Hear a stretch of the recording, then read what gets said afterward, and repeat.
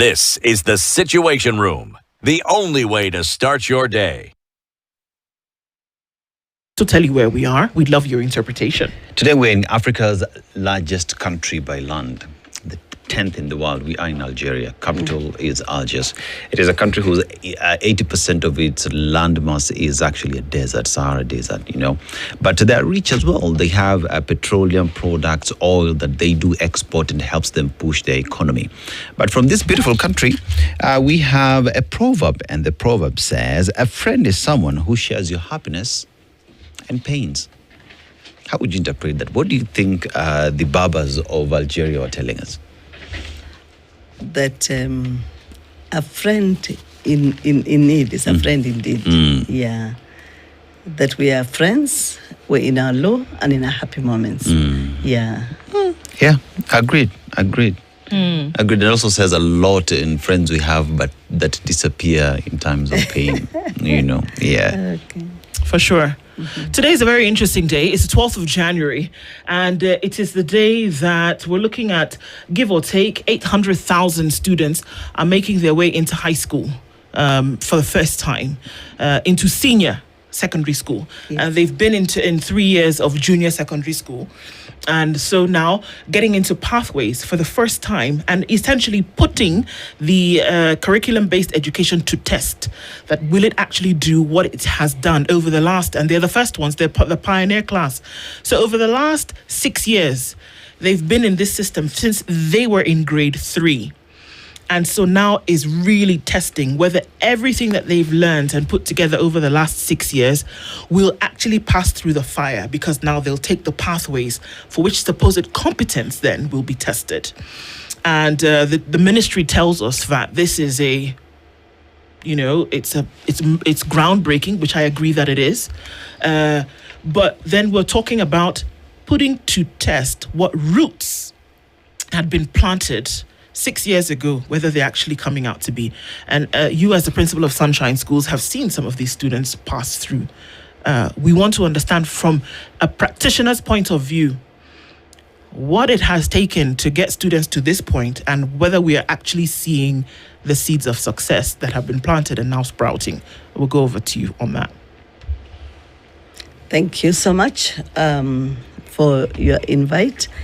And I want to say for real that the schools that God has enabled us to establish have been established in such a way that they've been able to take care of the needs of these children under the CBE curriculum.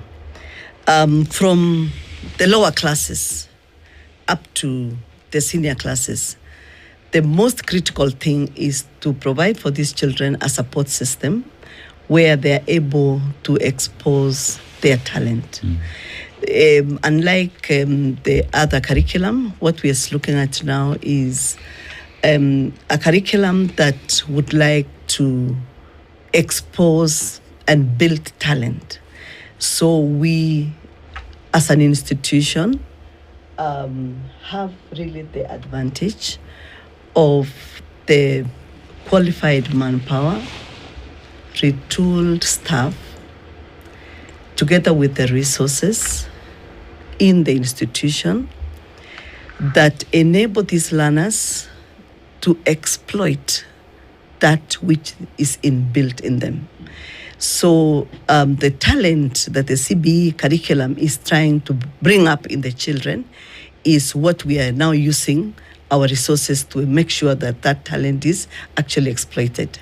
So facilities in terms of for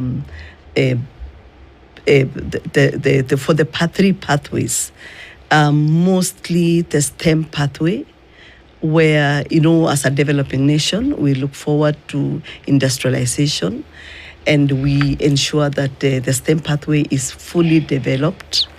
And traditionally, schools that offer 3 sciences in the past, like ours, have that foundation of a science-based institution. So you find that students coming into the STEM pathway will literally find all the facilities, in the laboratories that are well stocked, with the real items where they can now expose and, test what they see in the labs. We also are aware that these children they are multi-talented. They will not just have maybe the science pathway, where majority are, though, about 60%, but the other 25% are also gifted in social sciences. So the children that are not necessarily inclined towards the sciences are now have the option of exploiting what is in them with regards to social sciences. We're looking at journalists, we're looking at lawyers, we're looking at teachers, we're looking at international relations individuals, political analysts, all those are under the social sciences pathway. Then we also look at this other percentage, about 15%, who are gifted in sports, and other sport-related activities. So again, when it comes to that, you find that there's various pathways that we have under this curriculum is opening up children's minds. And this is something we can see from their young age. Now from primary, where we've seen them grow as an institution, because we started the primary school and we saw them, as we brought them into preschool, you can already see children, even when they play with toys, you can already see where they seem to be heading to. Then as they get into a grade 1 up to grade 6, already now they are building on that. You see students who are musicians playing, and when they get into grade JSS, now the grade 10, we now see real talent coming, and you can now point out exactly where a child is likely to go. Yes. Yeah. I've just heard you speak in terms of the different areas and what must be done to ensure that different cadres of children who have taken different pathways must get the very best. And this speaks to intentional investment to ensure that this curriculum is actually a success. So how critical is the investment into infrastructure, into facilities that will help these students succeed, as well as you've spoken on retooling? When you talk about retooling, what does that mean? Because many parents out here are saying a teacher is a teacher, but what's the difference between a teacher who's been retooled and a teacher who's not been retooled? Thank you so much.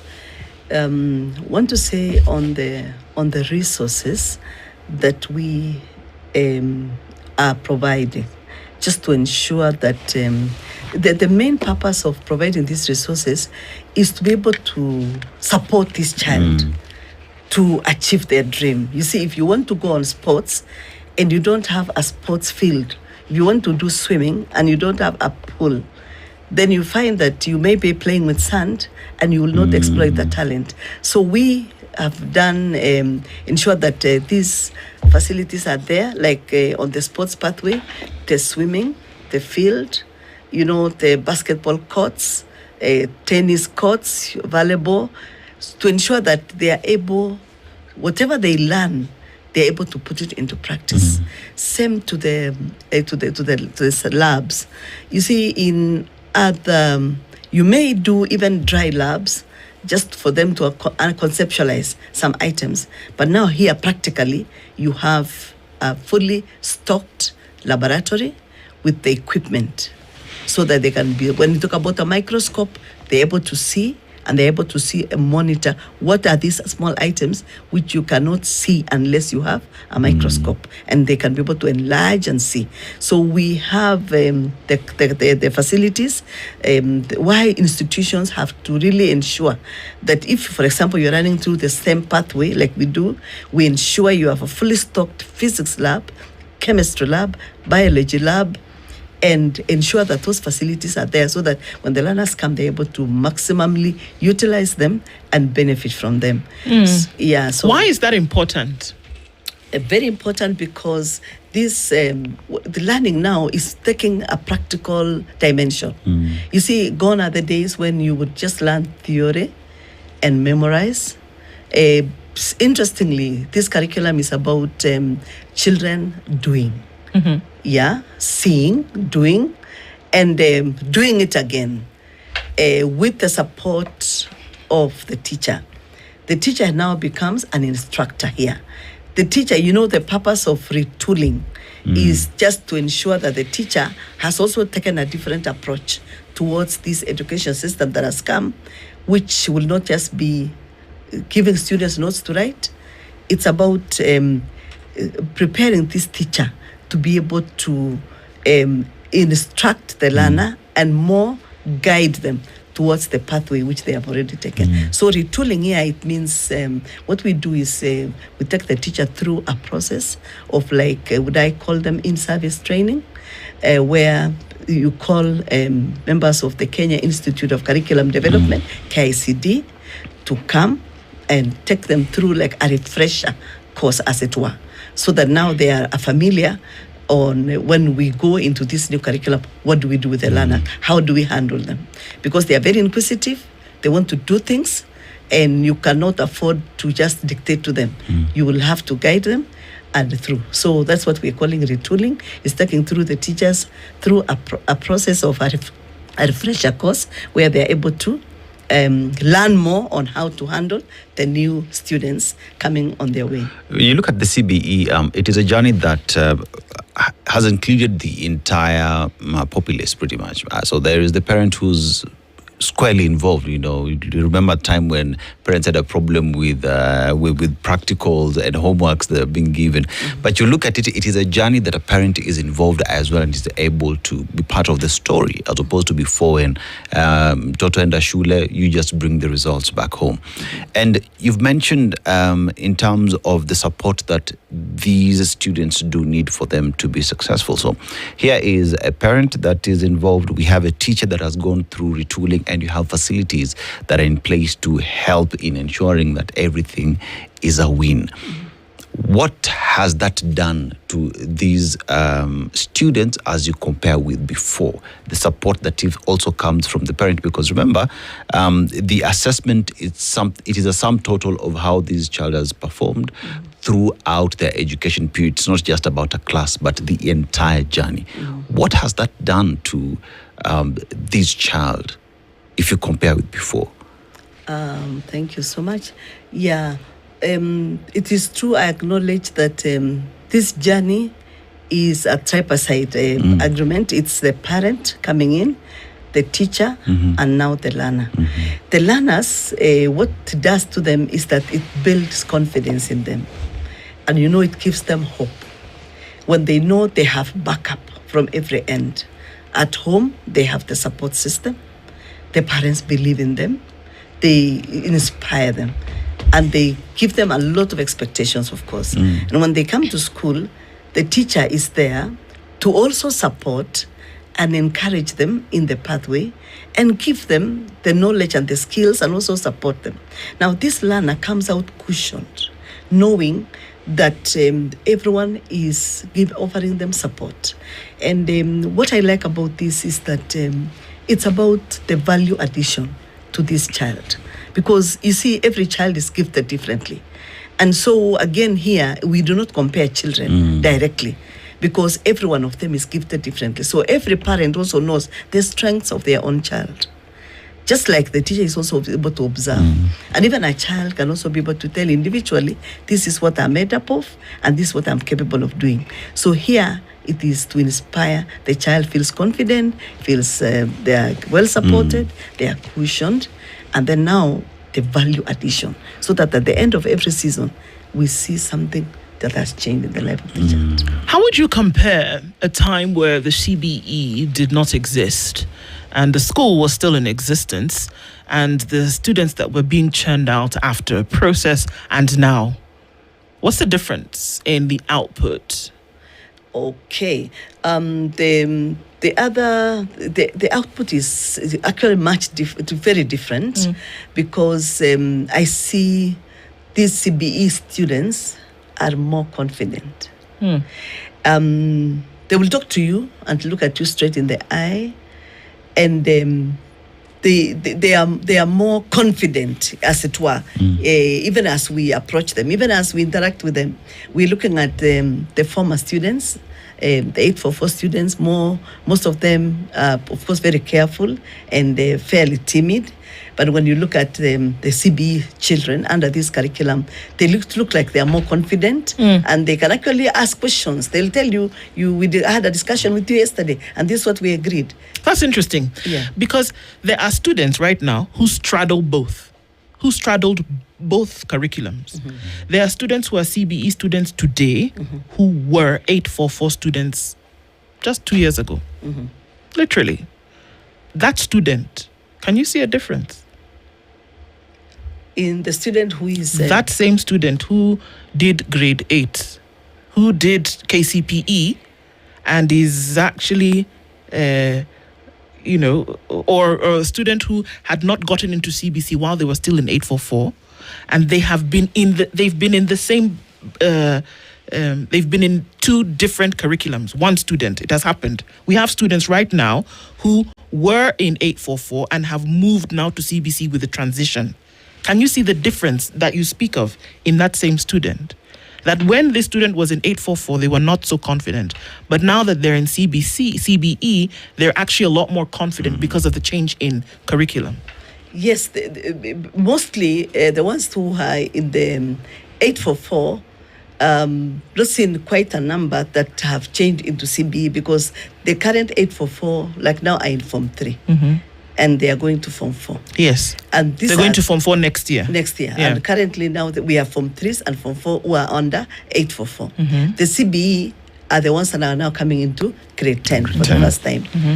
And the ones in JSS and the rest. Mm-hmm. So these ones in grade 10 who are now the real, the CBE students are the ones I'm saying, you look at them outrightly, they are very confident. They will look at you straight in the eye and they're able to speak up. Okay. They're able to defend, yes. So this is my question. Yeah. So like in a lot of high schools today, there are grade 10 students who are reporting this morning, right? Yes. What we are saying is that you will see a marked difference between a grade 10 student and a Form 3 student because that's who they're going to meet. Sure. Yes. They're going to meet Form 3 and 4s. Yes. So there's a difference in how they operate between this grade 10 student and a Form 3 student. Yes. Okay. There's a very clear difference because these ones that are coming in, the CBE students, as I said, they are more confident.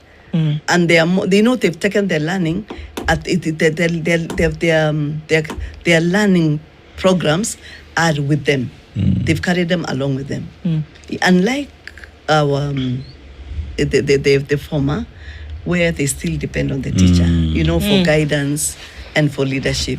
They still need to be a lot of support. Yeah. What else do you think is important in this education that is going to guarantee learning towards the pathway? I mean, beyond being confidence. I mean, I could take, Madam Misali, I could take a course, a life course in confidence, and it could do the same thing for me.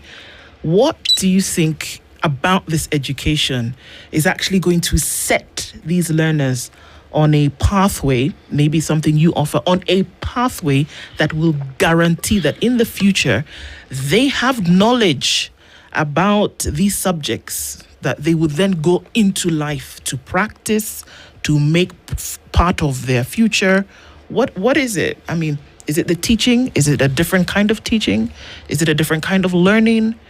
From what you've seen over time, what is the indicating factor that brings about the difference? Thank you so much. I believe that some of the key factors that would be very, very critical for these learners as they join in grade 10 is one is, of course, apart from their personal confidence, it's the provision of resources. How I wish that the provision of resources would cut across in terms of the materials, the learning materials, and also the provision of all that it requires in terms of the personnel, the teachers. More and more retooling, because we're talking about a new system of education, which as we speak, many have internalized, others are yet to. So we still require more and more retooling. We require more facilities in the institutions, so that whichever pathway the child able to get in is able to be supported to be able to achieve their dreams. Yeah, so that support in terms of the personnel, in terms of the resources. You speak about confidence, right? And the confidence that is there, one would say, will also help just the child to make the decision they want in life, because pretty much that's what CBE wants to achieve, right? But here's a question where if you compare with a lot of Form 4s, one would say, I'm getting into medicine because that is what my parent wants me to do. I'm going to get into engineering because my dad is an engineer and I'm following that path. But here's a question where, with the CBE and it being a journey, one is able to track the strength of a child, hence a pathway that one goes into. But what happens in a situation where a parent has forced a student to get into a certain pathway, even if it's the sciences, but from what you see in school, because you live with this child, perhaps just a good footballer, both good in the fields, but still good in class. How do you then, as the tutor, as the parent in school who understands the child's strengths in both in class and in the field, be able to guide this child and equally guide the parent and explain why one would be better than the other? Thank you so much. Yeah, that's a tough balancing act for real, especially for children who are gifted. There are children who are all round. Yes. We even see them when we look at their KCSE results, and you find some children who are actually all round. They've done pretty well across the subjects. Now for them, they'll be spoiled for choice. The parent would like them to pursue, say, a STEM pathway, because they are looking at a doctor at home, and the child has the strength because they've done pretty well in the same. So actually it becomes a very tough, challenging act, but it would be good to just ask the child, sit to the child and tell them, you've done very well across this, what is in your heart? And you also look at the opportunities in our nation. You look at the opportunities that are out there as this child gets into these pathways, especially for the ones that are multi-talented. There are some that are clearly straightforward, where you can see the pathways outright and you want to support. But for the ones who are doing well across the subjects, it becomes quite challenging. But you have to really bring in the child, talk to them, involve them, and also involve the parents, so that you have a discussion around it together. Also looking at the future and the opportunities that the world has to offer. What role do you think that testing and assessment plays in this education? Testing and assessment. Yes, testing and assessment is a very critical part of this learning this program, because it will enable us to know what the child has understood, what the child is good at, and where they need improvement. So we have to keep testing them over and over again, so that you can be able to tell what they have understood and what they have not understood. And when you test a second time, you can tell that this child, maybe it was just a misunderstanding. Sometimes a child fails, not because they are foolish. Maybe there's just a small misunderstanding. So when you test and test again, you're able to, over time, tell what the child is capable of. Or maybe they don't test well. There's some students who just don't test well, but they have the knowledge, they have the understanding, but a test is just difficult. Do you think that the education should take into consideration some of these social issues, that I may have the information, but I don't test well? I may know the information, but I'm unable to, if it's oral, for example, I'm unable to say because I have fear of public speaking, or I can't have... Do you think that these are things that should be taken into consideration, and how have you been able to mitigate some of these things? Or do we even pay attention to the fact that, yes, you could have a brilliant student in a particular pathway, but perhaps they get nervous when it comes to a test? I would imagine that these are some of the things that the education would take into consideration. Thank you so much. Yeah, for real, it is true that our education system, unfortunately, does what we call summative evaluation at the end of a period. But I'm happy with this system, because now you see we are doing what we call the formative evaluation at the end of the term, at the end of KCSE, at the end of grade 6, cumulatively. Otherwise, I think the challenge of doing one exam at the end of it all has its own loopholes. Yeah. Because for real, some children fall sick at the time of exam, or some are bereaved. You know, we've had cases where a child has just lost a parent and they're doing exams. You can imagine what impact it has on that particular child. So every system has its own challenges, but I believe that this is something that can really be taken into consideration, especially the advantage with this is the continuous evaluation, that every marks at every stage matter, so that cumulatively, when you have an issue at the very end, it's not the one that will bring you down.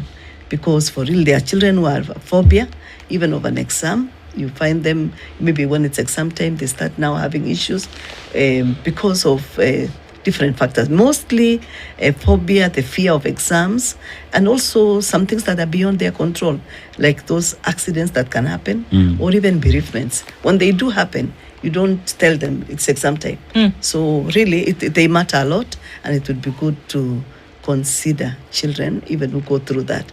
I know in the past, Kenya National Exam Council would consider children who are doing exams under duress. Those ones that are doing exam, they call them hardship cases, as it were.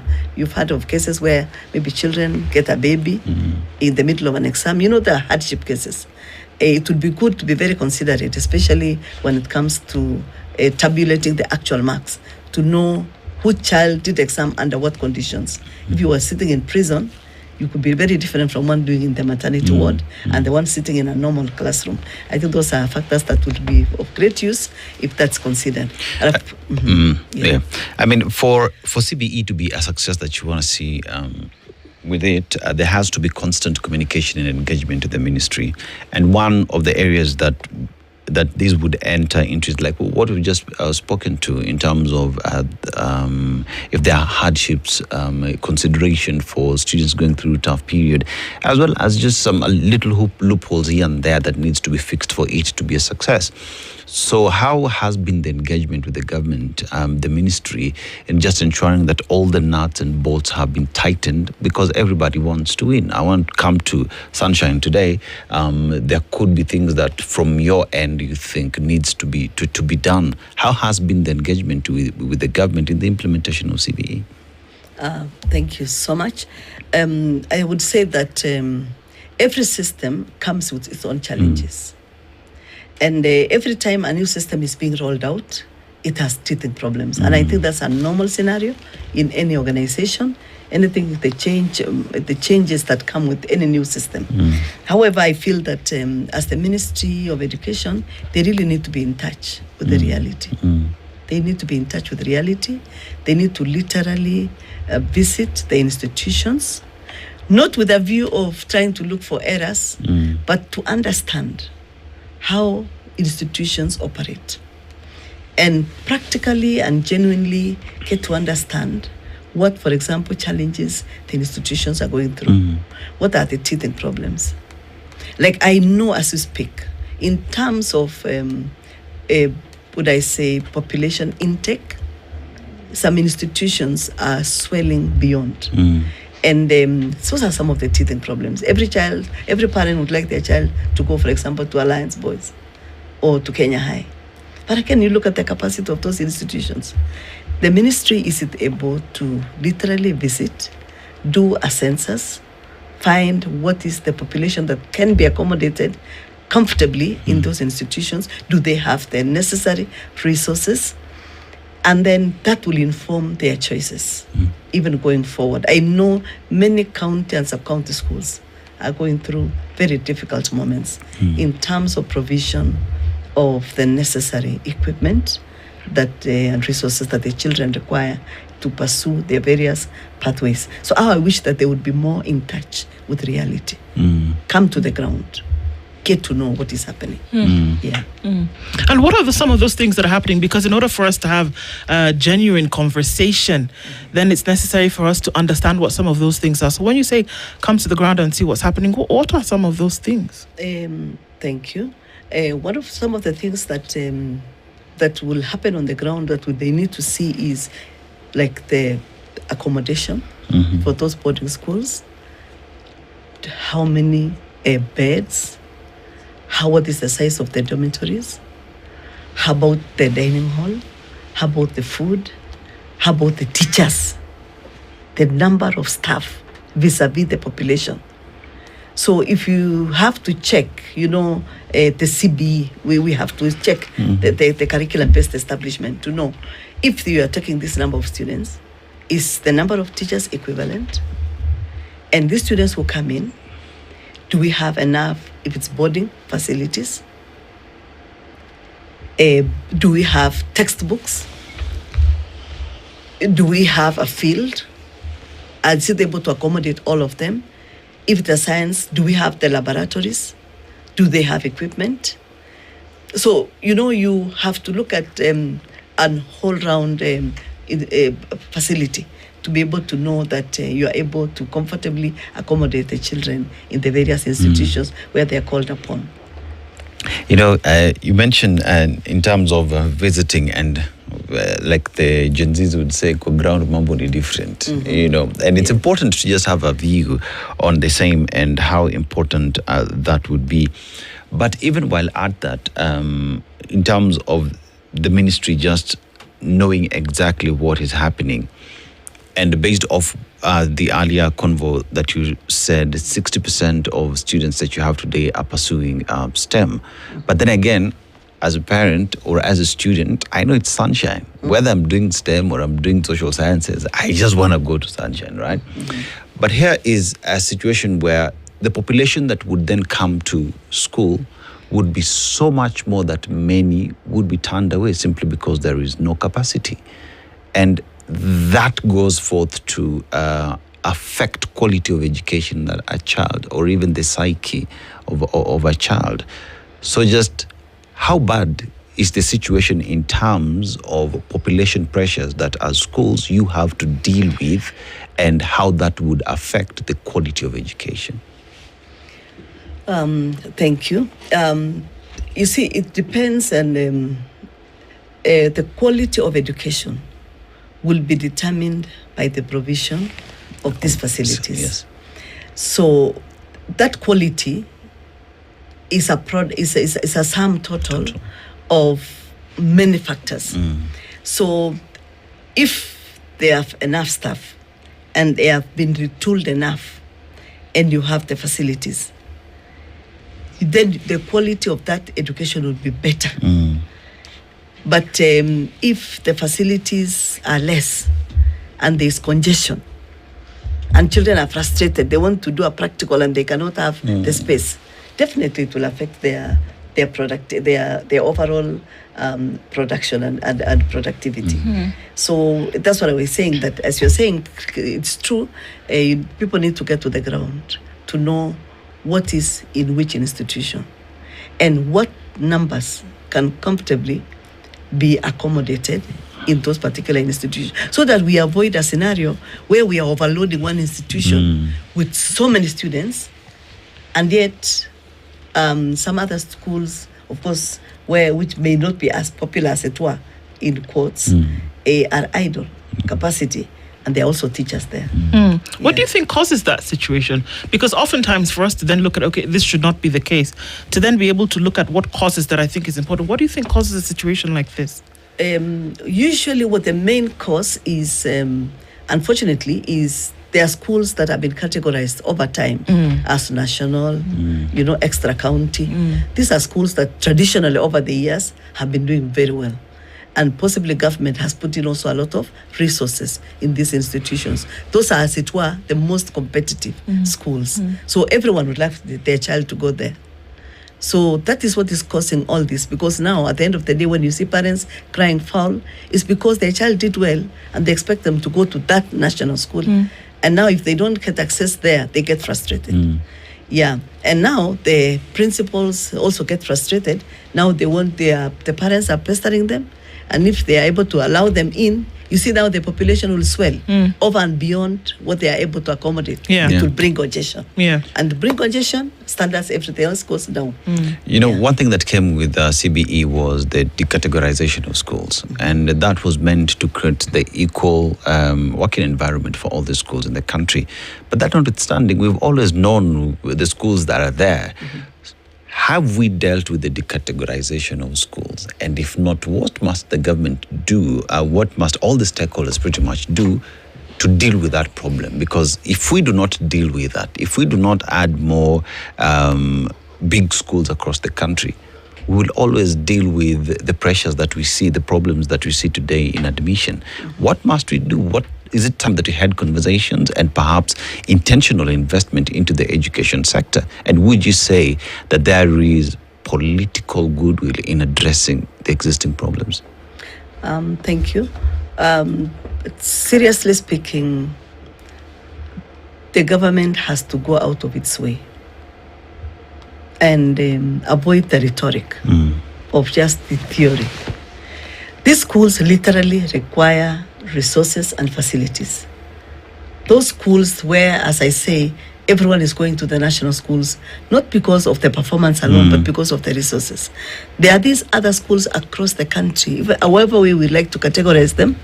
If the government does not go out of its way to literally provide resources, the much needed resources to these schools, the schools will continue to languish in poverty and in lack. And people will always run away from them. And the students who go there feel dejected. You know, they already feel they are condemned, even as they go in there. So they already go with their heads down. They are going for failure. And that is the unfortunate bit. That when you condemn a child to a school which has nothing, they have only buildings and a few of them, that child already is failing even as they join. So already that's failure. So the government has to go out of its way to literally provide the necessary capitation and resources to these institutions so that our schools are elevated. You see, like what happened in the county government scenario.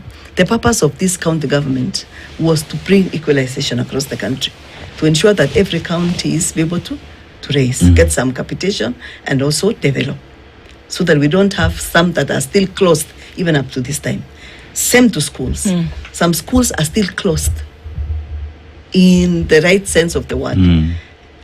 In those rural schools across the country.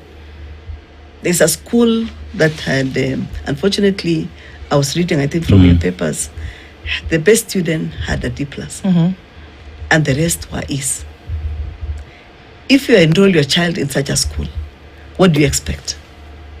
So a government must go out of its way to ensure that they literally raise the standards of all the schools in the country and provide for them the necessary resources, at least the basic, so that every school can see light. Yeah. Otherwise, we'll continue fighting for the few so-called national schools, congesting them and overcrowding them, and creating a crisis in the rural areas. What are some of the methods that have been employed, if at Sunshine, that have ensured that, students have all that they need to finish? Nobody has gone through a successful senior secondary system, because this is obviously the first time we're going at it for the CBE. But what are some things that have been done already to ensure that at least students or learners will be on the path towards that success? Thank you. So at Sunshine Schools, and that's where we say now we have the advantage, is because we, as a school, has opened a path, the three pathways. Our science laboratories are more and more well equipped to ensure that the STEM pathway is covered. We have expanded our co-curricular activities to ensure that those that choose the social and sports pathway are comfortable. And we've also ensured that we've done a lot of retooling, as I said, taking teachers through processes of training by KCSE over and over. And those particular ones that happen or equips the teachers better to handle the learners. And we've also done a new girls' dormitory. Okay. The school, Sunshine Schools, now is a mixed school. And our grade, we have been mixed since preschool in primary. Now in JSS, for the last 2 years, we've also been mixed. And now in the senior school, we've also opened our doors to both boys and girls. And before that, we had to do a big dormitory for the girls that will carry all the grade 10 girls and the JSS girls, just to ensure that the facilities across the school have been expanded, just to give room and allow them. And we've also expanded to the old AMREF University. Okay. That's now part of our Sunshine Senior School, actually, accommodating the whole senior school. Yeah, we'll talk about education facilities. We will talk about retooling. We will talk about the need for parents to be there to encourage the students. But there is the student who is also like an important stakeholder in all this. And one would say you hold their hands, you guide them. And at the end of the day, we have good citizens for the world, And with these, as I was just going through the recent results and some of the statements that you said, the students performed very well because they were respectful, calm, there was parent support. And these is some of the initiatives that teachers, together with parents, have ensured that children are able to perform. Aside from just looking at the results, how have you performed? How good of a swimmer are you? How good of a doctor you are at treating patients? How are these other life skills important to a child for us to say we have a good model of a human being that you are releasing to the world out there? Thank you. One of the things we do, and which really gives me a lot of joy as a leader at Sunshine Schools, is the building of capacity in these children. And we tell them that we are there to do what we call value addition. And we also train them in Christian principles. We tell them that we want them to be the best globally. So when they grow in Sunshine, we tell them, apart from the academic excellence, we also want you to grow as a human being, dependable, trustworthy, a man of integrity or a leader of integrity, so that the world, you have something to be proud of as an individual. So as I said, like the group that just left Sunshine, our latest alumni were very calm students, and they were positive in terms of their thinking, and very composed human beings, confident, and we tell them, irrespective of your capacity as an individual, be confident, speak well, be positive, and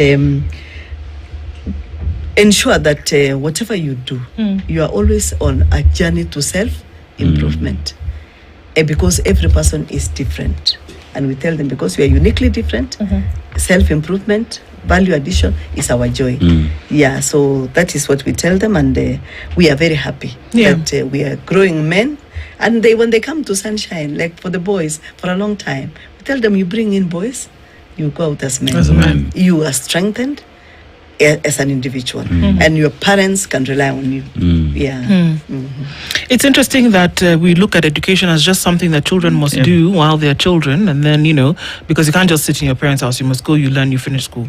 But it's more than that, isn't it? And that, what are we looking at in terms of what we are supplying into society later on?